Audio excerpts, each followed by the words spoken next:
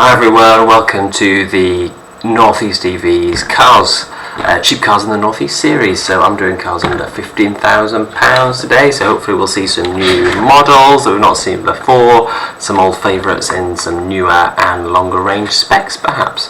So first we have an old favourite, the Nissan Leaf, made up here in Sunderland. Here's a Sunderland Nissan factory with its wind turbines. This must be an old picture because these roofs are all full of solar panels now. You can get a 40 kilowatt hour version here. It gives you around 145 miles of real world range, and it's one of the more top specs in the connector. Had a look at the pictures for this one, and it's like a mixed leather interior. You've got lots of real world buttons there, but I did realise I was getting scammed by these sellers, which aren't necessarily in the Northeast, but were saying that they had an office there and they would deliver it. So we might want to ignore the fact that these are in the Northeast, because it's just Cars 360 saying they would deliver somewhere in the Northeast, and scamming the Auto Trader system where you can limit it to a certain distance from your house. But you can get newer Zoes as well, and this is the EV50, which means the 52 kilowatt hour version. What you want to look out for is the terminal rapid charge, because if you've got the terminal rapid charge in, then you've got the CCS cable, and that makes these nice, lovely little family cars suitable for long journeys. Because if you've only got AC charging or home charging, then that is no good for you for long journeys, and that's one of the downsides for EVs. You know, they're not quite as flexible as petrol ones for long journeys if you're buying small city cars. But although they only look small and like a tiny hatchback, actually it's got a bigger boot than the Capture, which is a popular sort of raised, more crossover SUV type thing. But I don't think we've covered this on the series yet. The original Ioniq, the so-called wind knife, and again I was scammed by the 360, but you can get plenty of different versions of the original Ioniq in the 38 kilowatt hour battery. So that's the longer range. It originally was made in a 29. You're getting this for 11 grand, you're getting 35,000 miles or less, and it's only 3 years old, and you're getting a lovely interior and spec from the looks of it. It was being called the wind knife because it's so efficient. On only 40 kilowatt hours you can get up to a 225 mile range in the summer. I've included some of the specs from EV Database, so have a look at these different range estimates. The lower one is at -10, so the highway driving in the summer is lower than you'll get in real life. But as you can see on some of these early EVs, the charging speeds are limited. So you know you're adding 130 miles per hour, but then you might be charging for 47 minutes, which is not ideal. But they're quoting a real world range of 155 miles, which is pretty good. And 247 watt hours per mile means that you will do 4 miles per kilowatt hour, so divide 1,000 by that number, and that's what you're getting, over 4 miles per kilowatt hour. And from new, this was from 32 grand. If you want to know more about this, I suggest this channel, EV Dabbler. He has now sold his original 28 to 29 kilowatt hour Ioniq and moved on to a new Kona, but still there's loads of content there about how efficient this car is, its spec, its interior, and what it was like to live with, including lots of journeys to and from France. So this is the Mazda MX30. Let's make me a bit smaller. Great, so we can see a bit more. Smashing, that works well. So this is the Mazda MX30. It's a bit of an odd one. If you love Mazdas, you might love this, and apparently it's very stylish, very nice on the inside. This one's done 30,000 miles, it's up for 12 grand. You can get it from Gateshead, but it's only a 35 kilowatt hour one, so they were going for plush but low range, and it's very coupe-like at the back, so I think headroom's a little reduced. And what's your real world range on this? Well, it's between 75 and 155 miles, so I think they quoted like 116 is what the EV Database said was the real world range. And you can charge it from to full at home in just 5 hours if you turn up with an empty battery. You can go from 10 to 80% in just 41 minutes, but you're only adding 70 miles in that 41 minutes. so that's not great for long range normal driving, and so that's why some of these smaller battery cars are not really suitable for cross-country things. So this would still be a cheap to run, very nice, very plush, very usable car, but it'd be kind of a second car. You wouldn't want to do cross-country driving in this. Right, what's next? The Mini Electric. So I don't know if we covered this in the under 10 grand version. I think there might have been one or two, but there's plenty of different options for the Mini Electric in the Northeast. This was going for 25 grand new. It is a 2020 reg, and you're getting it for £13,000 here with barely any miles on. Looks like it's in good nick, very stylish interior. Mini drivers love this style of their cars, and it's very good. You'll be getting between 80 and 170 miles. You only charge at 50 kilowatts. You'll charge from 10 to 80% in 30 minutes. So it's a bit limited in that regard again for long distance driving, but very stylish new Mini if you want one.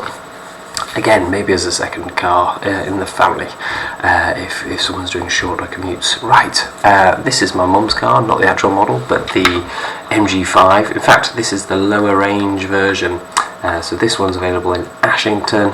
It's done 20,000 miles in 3 years, and gets a real world range of around 200 miles. It does about 4 miles per kilowatt hour, or at least my mum's version, which is a longer range, does. This might do even better because it'll be lighter. It can charge at 80 kilowatts, and the bigger battery does 90 or something, and you're filling up within 36 minutes, and in that time you'd add 120 miles of range. So that's why you get a bigger battery EV, especially if you're going to be charging long times, because your charge time doesn't necessarily increase, but because it's all based on C rates, so if you're bigger battery you can fill it quicker, etc. But yeah, very usable, very cheap, very reliable. They had an issue with the charge port where the hinges break and all that sort of thing, and they were duct taping it for a while, but they replaced it with a cheap part. This is one we've definitely not covered, the VW ID3, and so this is towards the top end of the under £15,000 version. It's the mid battery. Back in, when was this made? 2020. VW did 3 batteries. They did a 45 kilowatt hour battery, they did a 58, and they did a 77. So this is the mid, this is the Pro Performance Life. They had loads of confusing different things. Things were life, things were family, things were style, and it all meant slightly different things with the trim, and it was just a bit bonkers really. Got no idea what they're on about. But it's a 215 mile real world range car. They were selling it new for £30,000 back in the day, and it could do between 155 and 320 miles. So getting into a really good family car. Status, it charges a lot faster, 124 kilowatts, and in 31 minutes you'd be adding 150 miles of range at least. So you can see that's a step up. So this is really good cross-country driving car if you need to. It's got quite a big boot. It does get mixed reviews. The PowerPoint's cut off a few of these, but it's got haptic buttons here and on the screen, and so it's not so easy to use the buttons on the steering wheel. You might swish past them and accidentally press stuff. It does have one pedal driving, or D and B mode. So D driving, B braking. It puts the regen up. It's not quite as good as the system that I think that Hyundai use. It's got quite a big boot, 400 and odd litres, not so bad. Got really good LED lights on this, but they're not the Matrix ones. There's just some comments that everything was a bit plasticky for VW. The fabric didn't look like the most amazing style and things, and people just thought for a VW car and for what they were offering, perhaps everything was a bit cheap, and the software didn't get great reviews. The cars have been supported with updates, and apparently things have improved, but everything's still a bit haptic, touchy, and you know, mixed reviews. But overall, like the motor, the driving seems excellent. The sat nav, when I tried it back in the day, seemed excellent. The car would even turn up the regen if you're coming up to a traffic light or coming up to a roundabout automatically, which is quite clever. Another really stylish car on the outside, I love the look of the ID3 on the outside, is the Fiat 500e. So this is the 42 kilowatt hour version. They do a 24. The Icon, so I think that's the higher spec. And new, this is about 30 grand, quite a lot for a Fiat 500. But you can get it second hand now for 14 and a half or so. Real world range varies between 100 and 220 depending on conditions and driving style. You've got a good fast charging speed. You can add 100 miles in 25 minutes. This is all very good. Very small boot, very small rear space. So it's kind of for, I don't know, single people and things, but you know, families who have them love them. And this was looks like it's in great spec, and it's only 2 years old, and you're getting it for a bit of a bargain, I think. Although it could be cheaper according to Auto Trader. This looks like an absolute steal. I couldn't believe my luck finding this. So this one's away just in Newcastle, not far from me. It is an MGZS. And MG had been discounting these heavily, so I think the second-hand value of these is quite low. But this is the extended range trophy MGZS. So it's got a 72 kilowatt hour battery. It's got fantastic range, similar to my Kona. You know, in the worst of conditions, you might dip under 200 miles, but actually, I think it's probably a bit better than that. And in the heights of summer driving slowly, you could get 350 out of it. They were selling it for £33,000 new, but it's only 14 now on the second-hand market. Again, you are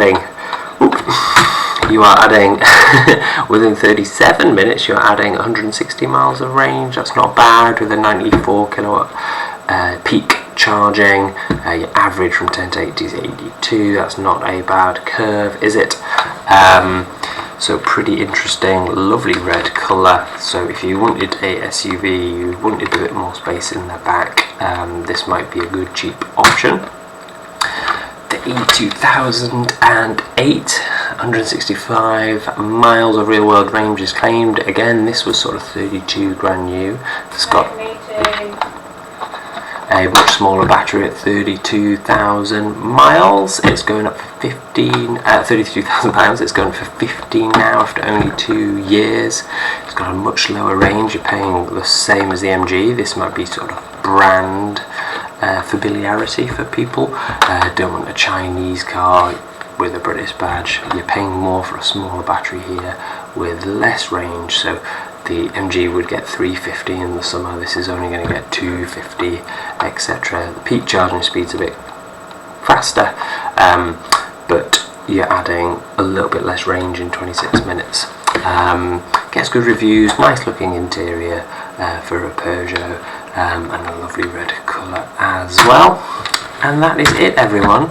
So what did you think? Did you like the new format instead of me going through Auto Trader and manually looking at these things and showing you the EV database figures? I made a little PowerPoint for you. We'll see what's there. The problem is I tried to set the price limit here. I tried to set the distance to Newcastle so we could get specific northeast cars and make this kind of unique. But I was flooded by loads of Casa and loads of Car 360s, and these cars aren't in the northeast, and it was all a bit cheeky because they're kind of tricking the algorithm. But there is quite a few other ones. The BMWs are all i5s. The Citroens, I don't think I've included this yet, but there's EC4s. They're all on the same platform as the E2008, so they're all the same quality and things, or motors and batteries, etc. So they're kind of clones. The Hyundais are mostly all, these aren't actually in the northeast. It says available from Newcastle, but it's somewhere else. So you could get Konas, and we really recommend these, especially the facelift.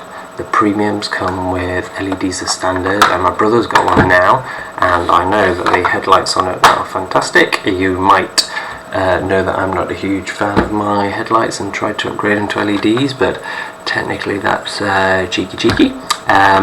So if you wanted some like this, it's the premium, it's not the ultimate. You get fabric interiors, boot's quite good at 360, 380 litres. There's no funk. This one doesn't have a heat pump. If you're going to buy a Kona and you want to know if it's got a heat pump for better range and less range loss in winter, then look up here in the top left of the dash. That's quite useful to know that it's not there. In really good nick. Alloys are all safe. They're showing you've got the cables, etc. So how would I describe the range in the 64 kilowatt hour Kona? So 64 kilowatt hours, I do an average of 4.2 miles per kilowatt hour. It's been that for about a year's use. When I'm doing a lot more motorway driving than I used to do, so it's dipped from like 4.6 to 4.2. So real world range is around 240 in winter to about 270 in summer. Whereas when we were driving much less distance and going a lot slower, it was a lot better than that. It was sort of quoting up to 330 in summer. So yeah, a lot better efficiency in things and a lot of difference between winter and summer. But you know, the heat pump really helps, because instead of heating with 1-to-1 electricity, so 1 unit of electricity makes 1 unit of heat. If your car's cold, if you've got a heat pump, it might produce 2 units of heat. By making outside really cold, you can add more heat to the inside, so you can heat up your car for less energy. But yeah, there's no Kias, but you can get 64 kilowatt hour Hyundai Konas, or at least they will transfer it to We Buy Any Car in Gosforth Park. But again, yeah, this is kind of fake, because this is probably somewhere else in the country and it's not really a northeast thing. So let me know what you think, everybody. This has been a longer video at 16 minutes. What I'm going to try and do to increase the quality is I'm going to put in chapters. So I will add in, when we talk about each car, and in the description I will add links to the EV database website. I'll try and pop in links to videos where, you know, I've talked about the cars previously or something. So thank you everyone. I shall see you in the next one. Like, comment and subscribe. Let me know what else you want to see. Am I talking too much about X, Y or Z? Should I be mentioning this or that? See you in the next one. Ta!